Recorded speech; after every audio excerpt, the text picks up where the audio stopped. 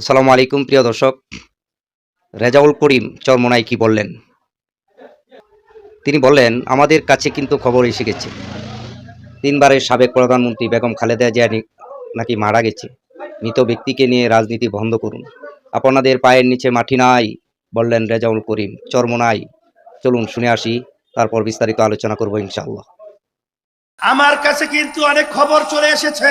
আপনারা কিন্তু ফেব্রুয়ারি নির্বাচনের ব্যাপারে হিসাব নিকাশ আপনারা মিলিয়ে দেখেছেন, আপনাদের পায়ের নিচের মাটি সরে গেছে। এখন নির্বাচনকে পিছনে নেওয়ার জন্য আপনারাই ষড়যন্ত্র করতেছে। এই সিগন্যাল কিন্তু আমাদের কাছে এসে গেছে। এখন কথা পরিষ্কার, যারা নাকি ক্ষমতা প্রেমিক রয়েছেন, বারবার আমাদেরকে মানুষের কাছে বিতর্কিত করার জন্য আপনারা বলেছেন আমরা নাকি জাতীয় নির্বাচনকে প্রশ্নবিদ্ধ করছি, পিছিয়ে নেওয়ার ষড়যন্ত্র করছি। কিন্তু মাঠের দিকে চেয়ে দেখেন, আমরা জাতীয় নির্বাচনের জন্য প্রস্তুত রয়েছি এবং দেশকে রক্ষা করার জন্য, মানবতার কল্যাণ মুক্তির জন্য আমরা যে 5 দফা দাবি নিয়ে মাঠে নেমেছি, সেই 5 দফা বাস্তবায়নের জন্য আজকে বাংলাদেশের আপামর জনতা তারা আজকে রাজপথে চলে এসেছে। এর মাধ্যমে তোমাদেরকে 12 নম্বর 20 নম্বর সিগন্যাল দিচ্ছি।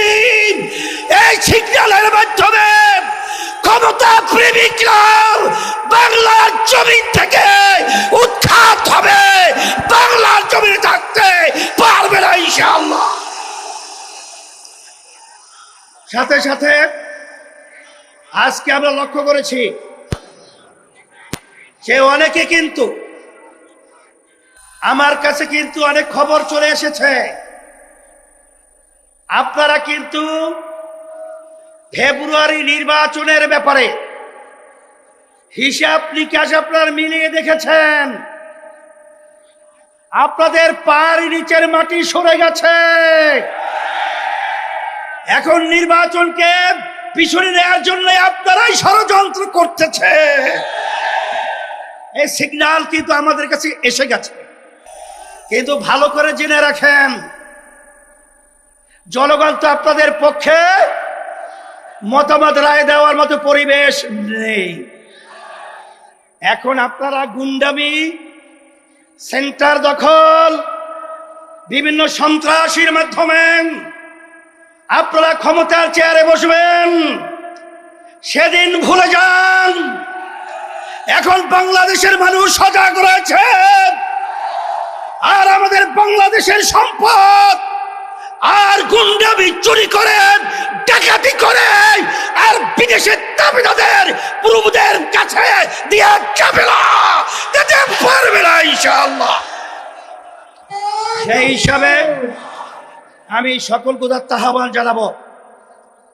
আমি আমার ভাইদেরকে, মা বোনদেরকে বলবো, আমরা যেন আর চাঁদাবাজদের সহযোগী না হই। যারা মায়ের কোল সন্তান হারা করেন তাদের যেন আমরা সহযোগী না হই।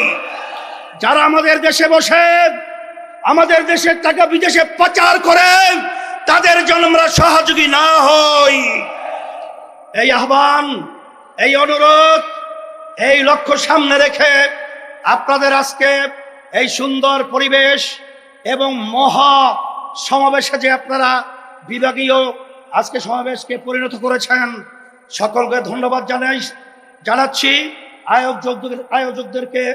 এবং আমরা দোয়া চাই, আমরা যেন ইসলাম দেশ, মানবতার কল্যাণে আপনাদের পাশে খাদেম হিসাবে কাজ করতে পারি।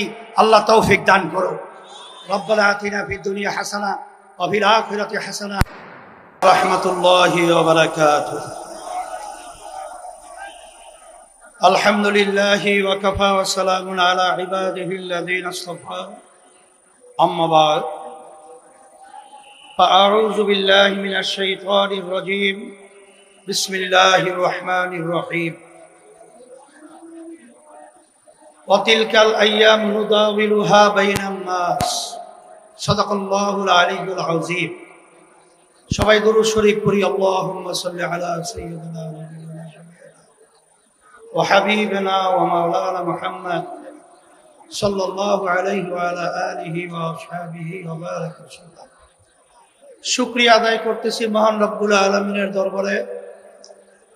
রব্বুল আলামিন ঐতিহ্যবাহী খুলনা বিভাগীয় আর্দ্রিল সমাবেশের প্রধান অতিথি,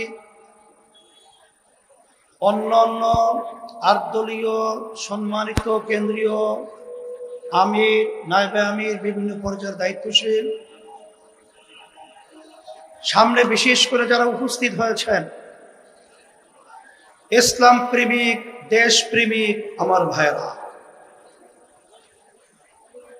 কথা বেশি লম্বা নয়, সংক্ষেপ বলছি। ৭১ দেশ স্বাধীন হয়েছিল মৌলিক ৩টা স্লোগানের মাধ্যমে: সাম্য, মানবিক মর্যাদা, ন্যায় বিচার প্রতিষ্ঠা। লক্ষ লক্ষ মানুষ জীবন দিয়েছিল, পঙ্গু হয়েছিল। যে আশা, যে আকাঙ্ক্ষা নিয়ে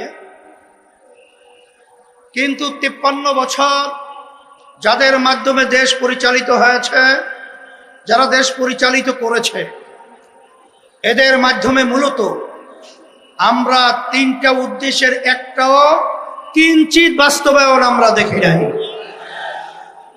এই সূত্র ধরেই ২০২৪ জুলাই ৫ই আগস্ট এই দেশকে আবার স্বাধীন করার জন্য হাজার হাজার আমার মায়ের কোল সন্তান হারা হয়েছিল। অনেকে চক্ষু হারিয়েছে, অনেকে পঙ্গু হয়েছে। আমাদের মূল লক্ষ্য উদ্দেশ্য হলো আমাদের এই দেশ স্বাধীন করতে গিয়ে আমাদের যারা জীবন দিয়েছিল, রক্ত দিয়েছিল, পঙ্গু হয়েছিল, যারা দেশ পরিচালনা করেছে, আমাদেরকে ধোঁকা পেয়ে, বোকা দিয়ে বারবার আমার এই দেশকে চোরের দিক থেকে, দুর্নীতির দিক থেকে ফাঁস বানিয়েছে। আমাদের সন্তানগুলো মায়ের কোল হারা করেছে। লক্ষ লক্ষ মানুষকে মিথ্যা কেসের মাধ্যমে তাদের সংসারকে বিরান করেছে, ধ্বংস করেছে। আমাদের মেহনতি কষ্ট অর্জিত আমার ভাইয়েরা যে সম্পদ অর্জন করেছিল দেশের জন্য, ওরা ক্ষমতার চেয়ারে বসে আমাদের সে টাকাগুলা বিদেশে পাচার করে বেগম পাড়া তৈরি করেছে। দর্শক, শুনতে পেরেছেন রেজাউল করিম কি বলছে, নির্বাচনে কে বাধাগ্রস্ত করছে।